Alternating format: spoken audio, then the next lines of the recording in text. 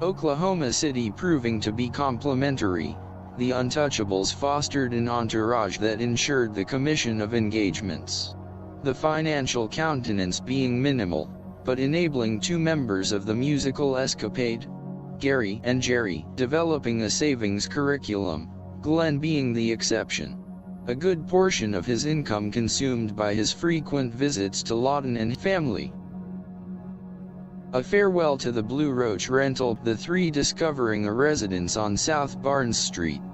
The owners having converted part of their home into a small two-room rental with stove, small refrigerator, and separate street entry. The band's newfound lodging providing a suitable shelter, an adequate station for meals and a restful night's lodging, but its size was somewhat claustrophobic and lacked any privacy for after-work entertaining.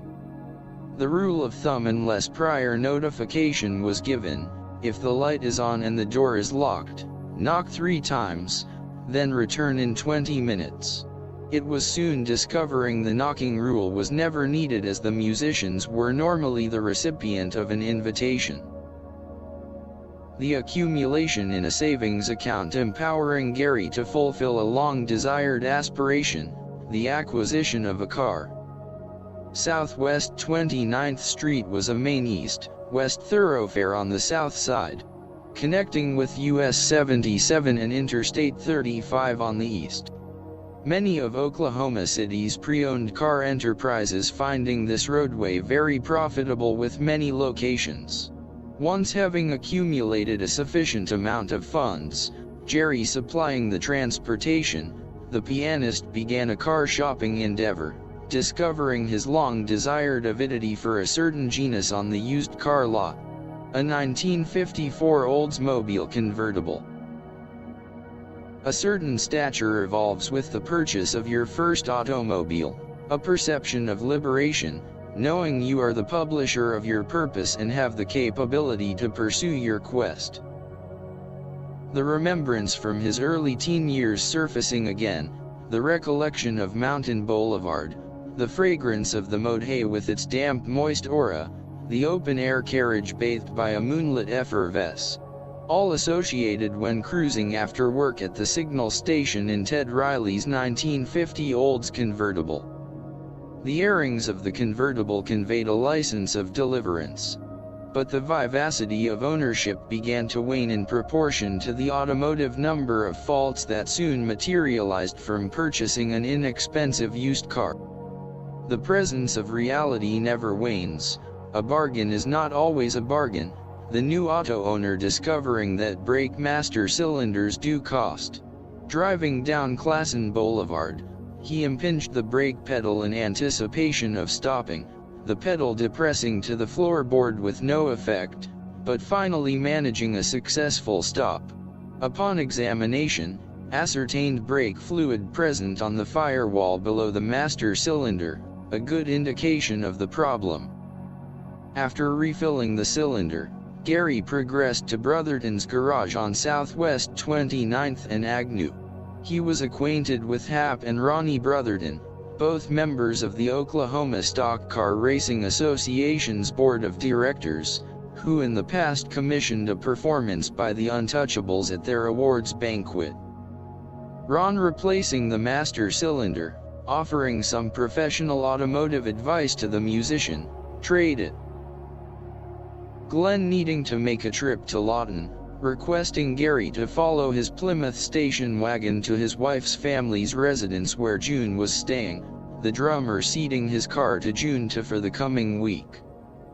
Upon completion of the task, the two exiting the town, the pianist noticing a two-tone white and flamingo pink swept fin 1957 DeSoto decorating the lot of a pre-owned car emporium, and without hesitation pulled into the small used car lot. The dealer approaching the two, Gary making an inquiring about the DeSoto's vendability, noting that it lacked any posted sale markings. The dealers explaining it was a recent trade-in and yet to be serviced or detailed for a sale. There was no question in the pianist's mind that he would be leaving in the DeSoto, even though he found it difficult to breach the bond with his first means of transportation, but acumen precludes affinity. Remembering the advice of Ron Brotherton, Gary never won to barter, asking up front what it would take with the olds as a trade-in. The dealer allowing $250 for the trade, the amount Gary had given for the olds. The dealer accepting the trade-in as a down payment with a $450 balance. No cash changing hands. Gary and the finance company, now the proud owners of a 1957 DeSoto Firefly, air-conditioned two-door hardtop, with a 341 cubic inch, 345 horsepower, 4-barrel carburetor endowed engine with a push-button automatic transmission. With the advent of his luxurious transportation, a realm of independence presented a new order of social activity. The element of nocturnal associations was always available in the realm of musical endeavors. Gary presenting an interest, having met a striking lady employed with the FAA named Sue Mason. Sue being the mother of a young son, making Gary aware of reality, indulging in a very cautious relationships, not eager or prepared for a resolute commitment. Jerry too was also allocating more of his time with a newly found complement, and with Glenn's commuting to Lawton, an air of independence began to surface with the more limited use of their two-bedroom rental. Jerry deciding to no longer reside in the rental. The guitar player's relationship with Darlene Phillips and her family of 3 having escalated and was on the road to a serious commitment. Unable to advocate the financial burden, Gary deciding to look for suitable quarters elsewhere. Visiting with an acquaintance W.E. Curry, a realtor with rental property, the two having met at the Horseshoe Club. W.E. disclosing he had a room vacancy in his edifice at Southwest 33rd and South May Avenue. The office structure in reality was built as a residence, the entree and living room having been converted into his realty office. The 2 adjoining bedrooms were rental rooms with kitchen privileges. The accommodations and the monthly rent was more than satisfactory, Gary taking W.E. up on his offer. Discovering the other bedroom was leased to a Tinker Air Force Base employee who also just happened to own a 1957 DeSoto. Gary would frequent the Horseshoe Club even though the band's subscriptive employment was for 2 nights a week, the owners Ross and Virginia Miller approaching him as a friend. The musician having been acquainted with their daughter Barbara. The Horseshoe's private club clientele functioned like an association, J the affable bartender, W.E. the realtor, Eldon Dumas the electrical contractor, and employees of the Federal Aviation Agency, and Tinker Air Force Base. All with a common denominator: cordiality.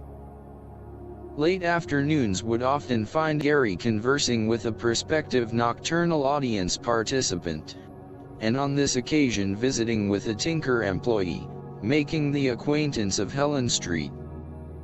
Helen, a very cordial older lady, accentuating her daughter as a single young lady about the same age as Gary. The amiable Helen painting an engrossing narrative to the musician. The anecdotes provoking an interest, Gary very much intrigued, especially having never met anyone named Kermes.